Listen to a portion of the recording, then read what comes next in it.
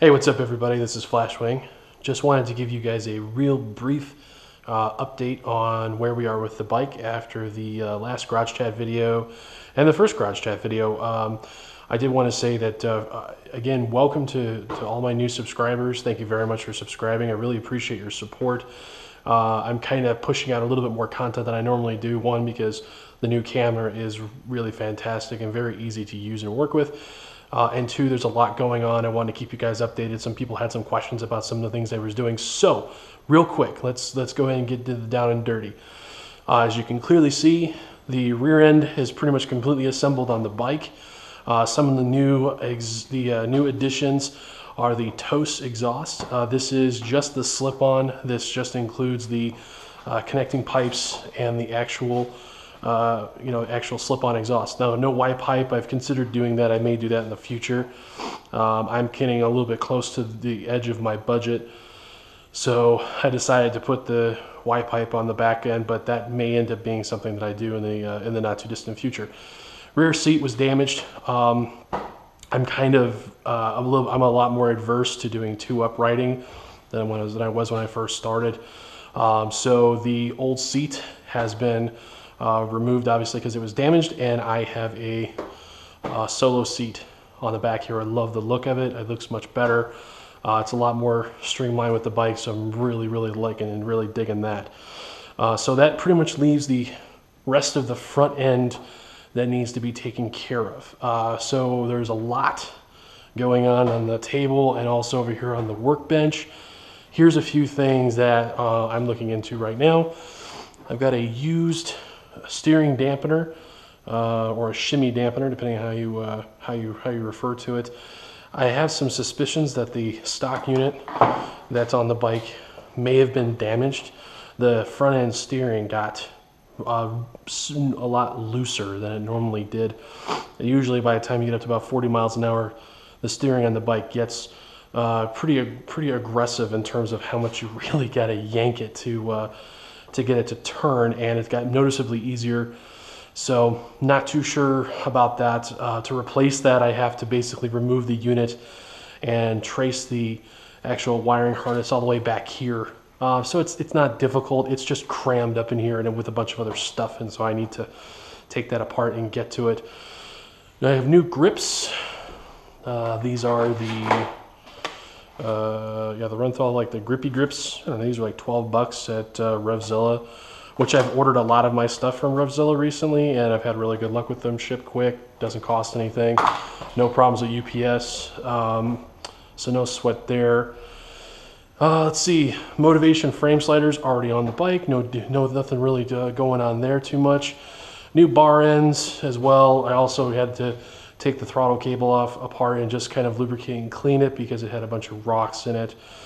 After that, I have the OEM front stay upstairs. I need to bring that downstairs and get that prepped. The other piece, you guys haven't had a chance to see. This stuff needs a little bit more cleanup work. I need to go buy like a case of brake cleaner and get everything cleaned up. This portion of the headlight housing is cracked, but it's not load bearing, and I'm fairly confident that I can just simply epoxy it back together. And also this lower piece here as well. So I mean, it's kind of damaged right here, but I really don't feel like replacing a $250 assembly for a non-load bearing intake piece. So that's gonna be the project tonight, to get that epoxied.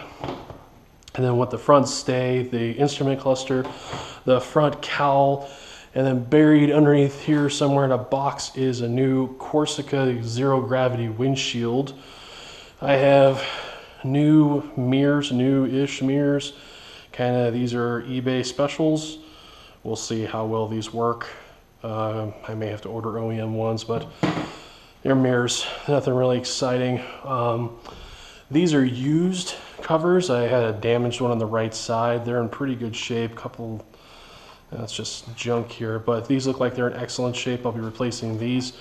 This is the Cox radiator guard, because I had some early suspicions that rocks might have taken out the radiator guard, or the radiator, put a hole in it. I'm going to be hedging my bets and putting a radiator guard in.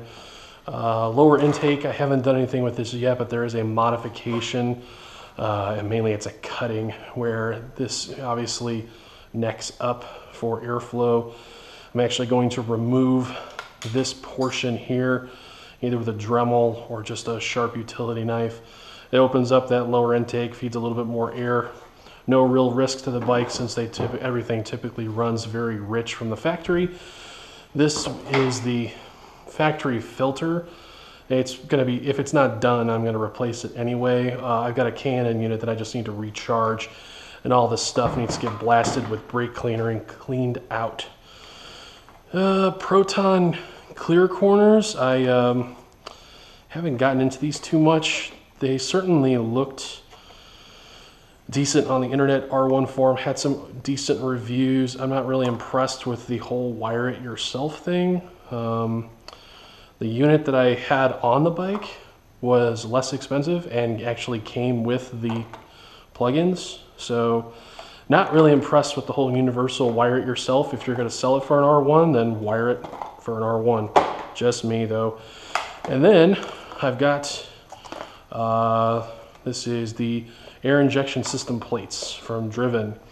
So I'm going to be removing this guy here, this whole air intake system here. I'm not sure if you can see it really well, but it's these tubes and this piece as well as this whole section here. Just stuff that's in the way. Don't want to rock the throttle bodies too much. That's really about it. Everything else is put back together, and then it'll just be a case of getting the fuel tank back on, rear seat, and then all the rear fenders. It's like looking at some of the mid-fairing damage. I haven't had a chance to show you guys any of this. I'm going to eventually have these repainted, not right away, but within the next few weeks. No structural damage, just a lot of scratching. Like you can see where it came down here and hit the previous wiring harness. Yeah, see, I mean, these are pre-wired. This is for HIDs. Didn't really consider that when I stuck this baby too, that I'd have to have these repainted. So, but that's that. And the other mid-fairing as well. Strangely enough, even though it fell on the right side, this is the left fairing. You can see rock damage. Got a chip there, crack. So hopefully, strangely enough, this one actually almost looks, yeah, you can see I've got a crack there. So this probably going to all be replaced or repaired. I'm not really worried about it, but this stuff this will be the last that I do because it's going to be paint work. So that's where we're at right now. I'm looking forward to getting everything out of here and cleaned up and get the bike back on the road. So tomorrow is going to be the majority of the day. I have a good friend of mine coming over who was helping me last week. Going to try and bang it out all in one day if we can. And I'm looking forward to getting some quick video of the bike running tomorrow night. So thanks again for watching. And again, not too much more to go at this point. So I'm glad everybody's been enjoying the videos. And we'll talk to you soon.